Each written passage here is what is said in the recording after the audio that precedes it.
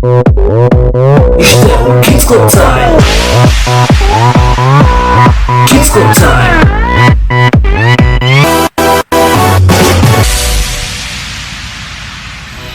Olá, crianças! Então, preparados para mais um Kids Club Time? Sim? Com energia? Com vontade de aprender mais coisas sobre Deus? Sim? Mas olhem, então reúnam-se em família, os vossos irmãos, os vossos pais e vamos dar início ao Kids Club Time. Sim?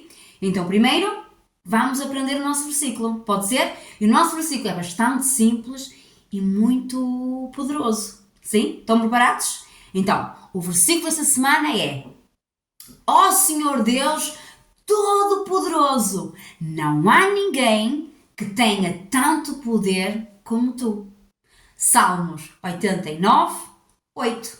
Sim? É fácil? Outra vez? Então, ó Senhor Deus Todo-Poderoso, não há ninguém que tenha tanto poder como tu. Salmo 89, 8. Ok? Agora todos juntos, aí em casa comigo. Pode ser? 1, 2, 3.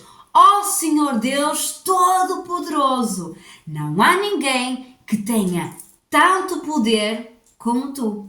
Sim? Vamos à história? Sim? Sobre Elias? Estão curiosos? Então, vamos lá. Então, passaram-se 3 anos e nunca mais choveu. Elias continuou a viver escondido naquela pequena aldeia de Sarepta.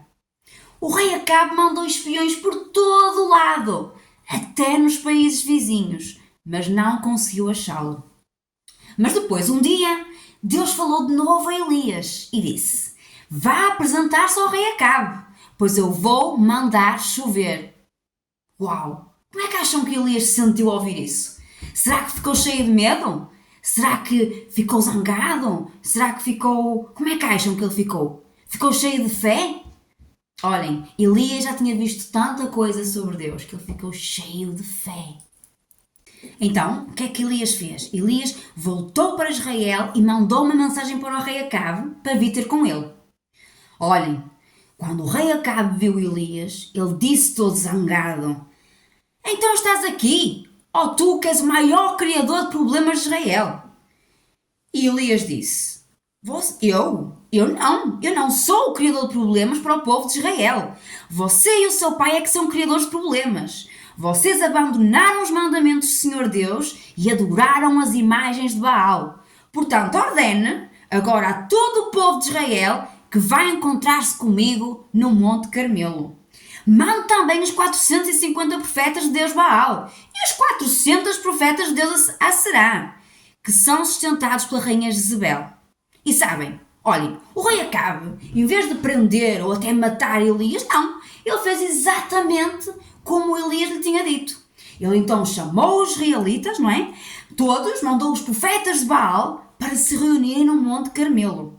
Então Elias chegou perto deles e disse: Até quando é que vocês vão ficar em dúvida sobre o que vão seguir? Se o Senhor é Deus, então adorem-no. Mas se Baal é Deus, adorem Baal. E sabem, o povo nada respondeu. Mas Elias continuou e disse: sabem, eu sou o único profeta do Senhor que ficou vivo. Mas Baal tem 450 profetas. Por isso eu sugiro que tragam 2 novilhos.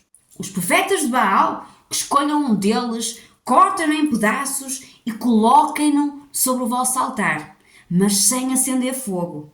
Quanto a mim, eu preparei o outro novilho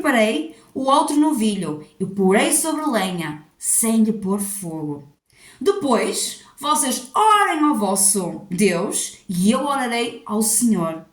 Aquele que responder, mandando fogo para acender a lenha, esse será o verdadeiro Deus. E sabem, todo o povo ali concordou com este teste.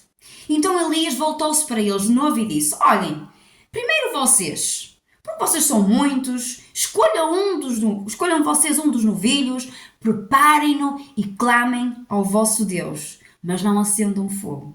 Então, os profetas de Baal, não é? Eles prepararam os animais, puseram-no sobre o altar e clamaram a Baal toda a manhã, gritando: Baal, ouve-nos! E eles até começaram a dançar em volta do altar.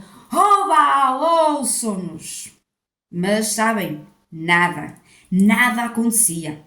E por volta do meio-dia, Elias já se ria deles e dizia assim: têm de gritar mais alto! Gritem mais alto ao vosso Deus, que ele não está a ouvir. Olhem, talvez ele até esteja a conversar com alguém, talvez até esteja a tratar de algum assunto importante. Olhem, se calhar até está a dormitar um pouco. E se calhar precisa ser despertado. E Elias a brincar com eles. E eles então gritavam cada vez mais alto e, segundo os costumes deles, eles começaram o quê? A cortar-se a si próprios com facas e espadas, cobrindo-se de sangue.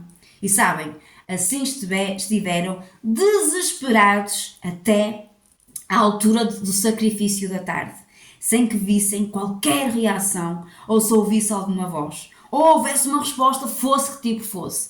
Eles não obtiveram resposta nenhuma. Fizeram aquilo tudo e nada. Então, chegou a vez de Elias, não é? Então Elias chamou o povo para junto de si e disse assim: cheguem-se todos aqui. E toda a gente se concentrou à sua volta, enquanto arranjava o altar do Senhor que tinha sido derrubado. Pegou em 12 e construiu o altar do Senhor. Depois cavou um rego à volta, com a largura aproximada de 1 metro. Dispôs a lenha sobre o altar e cortou o novilho em pedaços que arrumou sobre a lenha. E ele disse: encham 4 cântaros grandes de água. Deitem-na sobre as peças de carne e sobre a lenha. Depois de terem feito o que ordenar, insistiu: façam outra vez a mesma coisa. E eles obedeceram. Agora façam o mesmo uma terceira vez. E eles tornaram a fazer. Sabem, a água escorria para o rego em volta do altar, enchendo-o. Já viram? Está a complicar as coisas o Elias, sim? Chegando à altura da oferta do sacrifício da tarde, o profeta Elias subiu ao altar e orou assim: ó Senhor Deus de Abraão, de Isaque e de Israel, prova hoje que és o Deus de Israel e que eu sou o teu servo. Prova que tudo o que eu tenho feito é por tua ordem. Ó Senhor, responde-me para que este povo saiba que tu és Deus e queres que o seu coração se arrependa.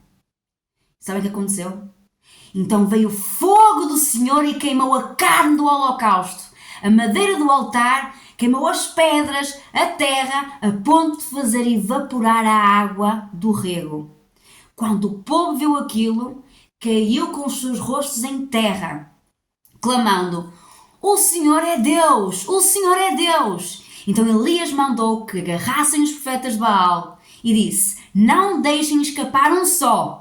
E apanharam-nos a todos e o Elias matou-os. Depois disse a Acabe: podes ir tomar uma boa refeição. Estou a ouvir o ruído de uma grande chuvada que se aproxima. Acabe foi comer e beber. Elias, no entanto, subiu ao Monte Carmelo e ficou de joelhos com o rosto em terra. E disse ao seu criado: vai olhar na direção do mar. E ele obedeceu. E voltou dizendo: não vejo nada. E Elias respondeu: vá e retorna ao mesmo lugar. E isto aconteceu 7 vezes. E finalmente, à 7ª vez, o criado disse-lhe: já vejo uma pequena nuvem do tamanho da mão de um ser humano, levantando-lhe sobre o mar. E Elias ordenou-lhe: corre, vai ter com Acabe e diz que se meta no seu carro e que volte já para o palácio, se não quer ser apanhado pela chuva. Aquela pequena nuvem, em breve, se tornou num amontoado de grandes nuvens negras. Soprou uma forte ventania e caíram tremendas gotas de água. Acabe foi para Jezreel. E o Senhor deu a Elias uma capacidade especial, não é? Para correr tão rapidamente que conseguiu chegar à entrada da cidade, à frente do carro da Acabe. Que dia espetacular Elias teve, não foi?